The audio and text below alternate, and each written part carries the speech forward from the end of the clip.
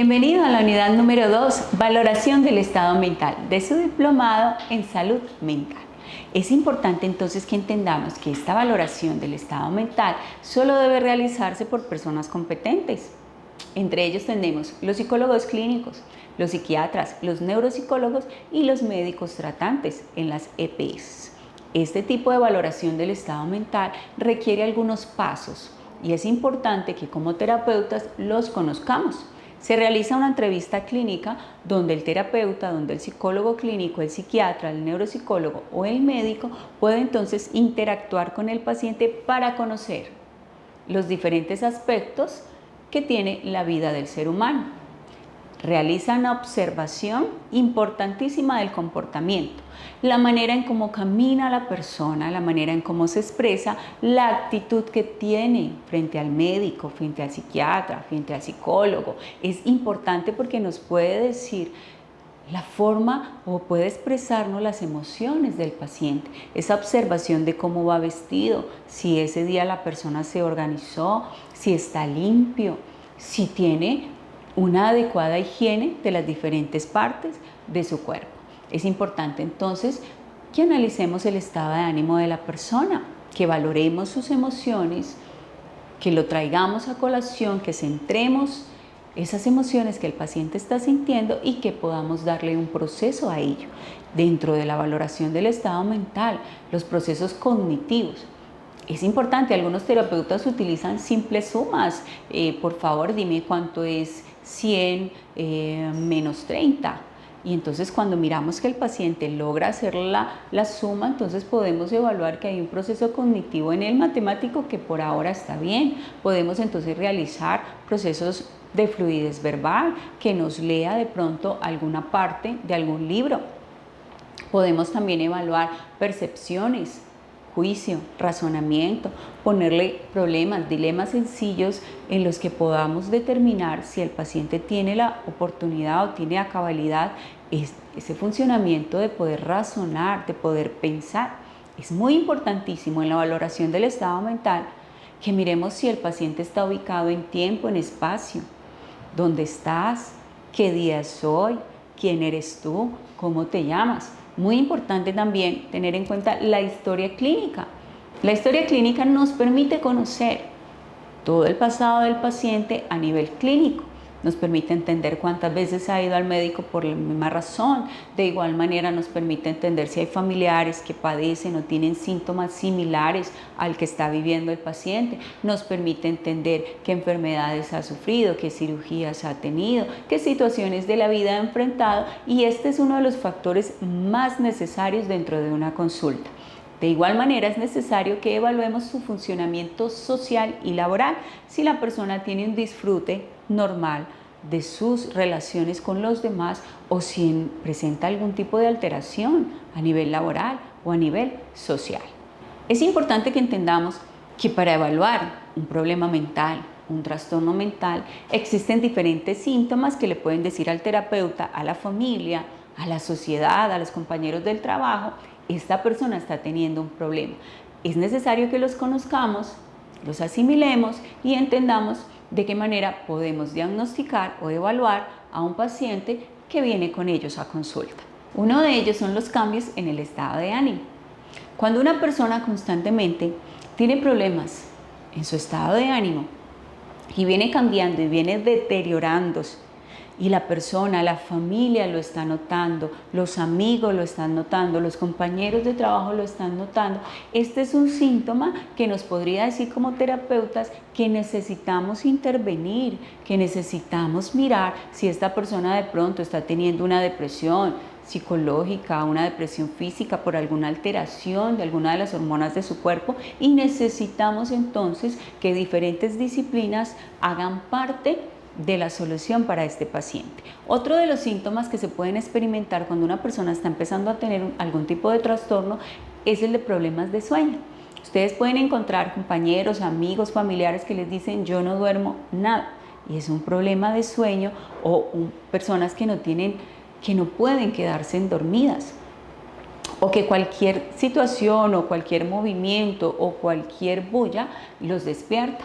Cuando una persona tiene un problema de sueño, esto puede derivar a diferentes situaciones médicas y requiere tratamiento. Hay personas que también pueden tener problemas de sueño, todo lo contrario, una hiperinsomnia, es decir, en toda parte se quedan dormidos, como la narcolepsia, personas que todo el tiempo experimentan sueño y necesitan también un tratamiento. Otro de los síntomas es el cambio en el apetito y en el peso. Hay personas que empiezan a experimentar un deseo intenso de comer y entonces su peso, su apetito empieza a verse expandido, o todo lo contrario, hay personas que dejan de comer y empieza entonces a verse un detrimento todo el tiempo de la persona, de su cuerpo, de su fisionomía, ojeras, y se hace necesario entonces acudir a terapia. Existen también algunas personas que cuando empiezan a tener algún tipo de trastorno tienen problemas en su autoestima. Es importante entonces evaluar esta situación porque los problemas de autoestima podrían derivar en trastornos alimenticios. Hay quienes con un trastorno mental pudiesen tener una ideación suicida y es necesario al terapeuta y a todo su grupo evaluar y diagnosticar de qué depende esta situación, si puede ser contextual, si puede ser algún factor físico o si definitivamente es algo psicológico que requiere terapia.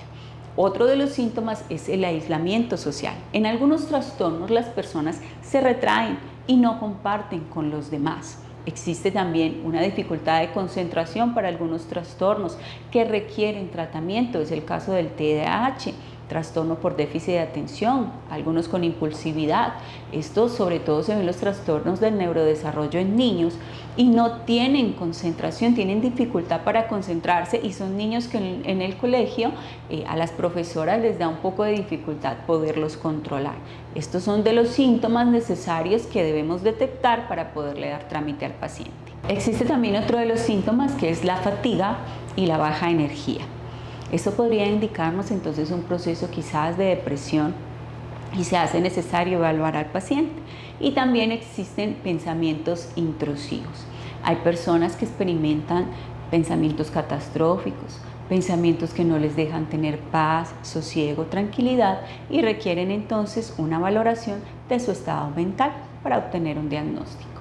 Existen causas y es importante que entendamos que dentro de las causas hay algunos teóricos que resaltan 3 tipos de causas: los factores neurobiológicos, los factores ambientales y los factores de personalidad. Esto quiere decir que es importante entender que muchos de los síntomas y de los estados o trastornos mentales que podamos estar viviendo tienen que ver con el ambiente de la persona.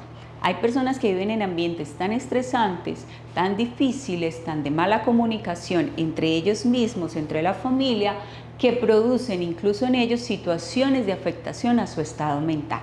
Es importante entender que cuando el niño no se siente bien en la escuela, que cuando el niño está hablando de que hay una situación difícil en su colegio, con su familia, este es un factor que puede deteriorar seriamente el estado mental de una persona. Al igual que sea un adulto, que sea un anciano, cualquier persona que en su ambiente tenga una afectación porque haya un problema de comunicación, porque tenga una relación tóxica con su esposo, porque tenga una mala relación con su hijo o con su padre, esto puede generar en una persona afectaciones a su salud mental.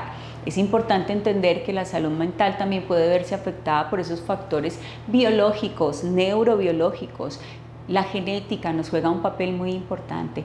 Entender que hay trastornos mentales como la esquizofrenia o el bipolar que pueden ser heredados, que pueden ser traspasados de una generación a otra. Factores biológicos como problemas en la tiroides, problemas de azúcar en la sangre, son factores que pueden ser determinantes a la hora de tener una afectación en el estado mental porque quizás son predisponentes a ciertas emociones, a ciertas situaciones mentales que puede vivir el paciente. Y de igual manera los factores de personalidad. Es importante entender que las personas pueden afectarse a nivel mental cuando no han sido personas que han sido educadas para ser resilientes, para salir adelante, para tener una resolución de problemas, sino que son personas que de pronto en algún momento de la vida tienen que enfrentar traumas, problemas, situaciones, no saben cómo hacerlo y pueden verse afectadas terriblemente su salud mental. Estas son las causas expuestas por diferentes teóricos. Dentro de esta unidad es importante que mencionemos la importancia de la entrevista en la psicología clínica. Para Cabré, la entrevista tenía 4 pasos. La recepción, es decir, yo recibo al paciente; la exploración, exploro toda su necesidad; el intercambio, le doy a conocer al paciente las fases, los momentos, el tratamiento, lo que le propongo; y finalmente la despedida, donde sacamos una conclusión y una síntesis de toda la charla que he tenido con él. Es importante que entendamos que la entrevista psicológica es uno de los pasos más importantes en la recogida de la información del paciente, en la exploración y en la observación conductual que hacemos de él para determinar qué tipo de situación está viviendo, cómo podríamos diagnosticarlo y qué tratamiento se le podría dar al paciente. Existe dentro de la entrevista clínica 3 tipos de entrevista: la semiestructurada, la no estructurada y la estructurada. La semiestructurada es un poco ambivalente, es decir, existen preguntas, pero el terapeuta entonces puede insertar una que otra mientras va hablando. Pero en la no estructurada es completamente libre, la conversación se va dando entre el uno y el otro sin necesidad de que haya un guión. Mientras que en la entrevista estructurada existe un guión y el terapeuta debe seguir el guión al pie de la letra para entonces conocer lo que se quiere del paciente. Es muy importante que resaltemos en esta unidad que el perfil del psicólogo debe de tener siempre una escucha empática, activa, participativa con el otro, es decir, que el otro sienta que a ti te importa que lo estés escuchando. A veces encontramos en consultas médicos o terapeutas que ponen una barrera con el otro. ¿Cómo estás? ¿Y a qué viniste? No, qué bueno es que el otro sienta que lo que él me dice es importante para mí. Como terapeuta debo tener habilidades de comunicación efectiva, debo ser clara con el paciente, que él entienda lo que yo le estoy diciendo. Debo tener una neutralidad, es decir, yo no puedo entrar a juzgar lo que él está haciendo y a lanzar juicios en contra de su conducta. Yo estoy para ayudarle y debo de saber hacérselo llegar. Habilidades de observación. El terapeuta debe saber observar cómo está su paciente, cómo llega a la consulta, cómo habla, cómo saluda, cómo se sienta. Debe observar qué tipo de persona es la que tiene enfrente suyo. Debe tener adaptabilidad, debe ser flexible a escuchar al otro, a entender al otro, a pesar de que él no esté en sus propias creencias, de que no comparta lo que el otro piensa o lo que el otro asume. El terapeuta debe tener una flexibilidad a entenderlo.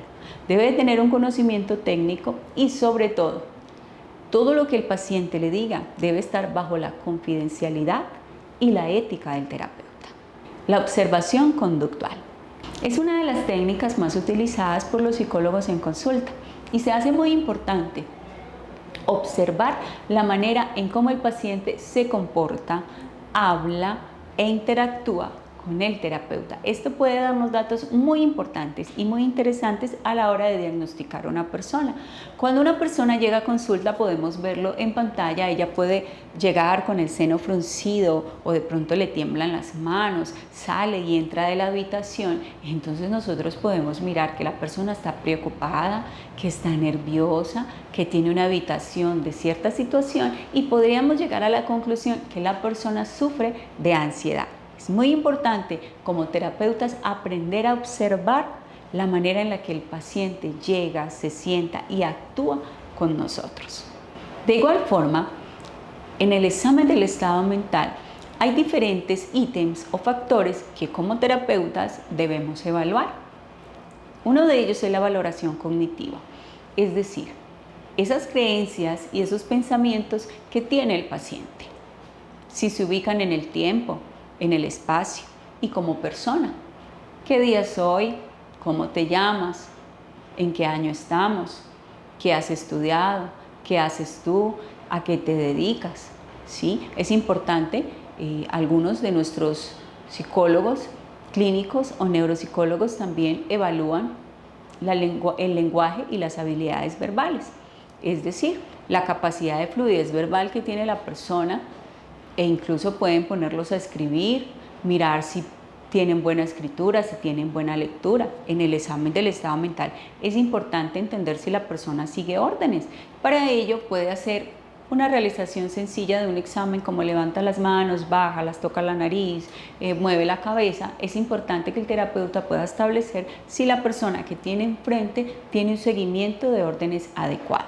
De igual manera, también se hace una valoración conductual de las conductas del paciente, de lo que expresa que ha venido siendo un problema para él. Su apariencia es muy importante. Mirar cómo la persona llega a consulta, si llega bien aseado, si llega bien organizado o si por el contrario hay algo en su apariencia que quiere decirnos que esta persona puede tener una especie de catatonia, puede tener una especie de esquizofrenia o puede quizás incluso estar cursando un trastorno mental grave en el que ya no tenga control. Es importante entonces que podamos mirar la conducta en general de la persona, pero su aspecto físico nos va a hablar muchísimo. Ver el estado de ánimo de la persona es importantísimo en cualquier valoración del estado mental. Preguntarle cómo se siente, cómo se ha sentido los últimos días, qué sensaciones ha experimentado para poder entender si hay algo mentalmente que requiera intervención. De igual forma, podemos evaluar el curso de su pensamiento y su razonamiento. Podemos entonces darle a evaluar problemas sencillos en los que la persona pueda evaluarse y darnos a entender a nosotros si tiene una adecuada resolución de problemas, de conflictos, una escucha asertiva, una comunicación asertiva o cómo se encuentra la persona con respecto a todo ese curso de pensamiento y de razonamiento. Es importante entonces que todos estos factores los evaluemos cuando estemos examinando el estado mental de una persona. Hasta aquí la unidad número 2, apreciado estudiante. Lo invito para que veamos la unidad número 3, influencia de las emociones en la conducta y en la salud mental.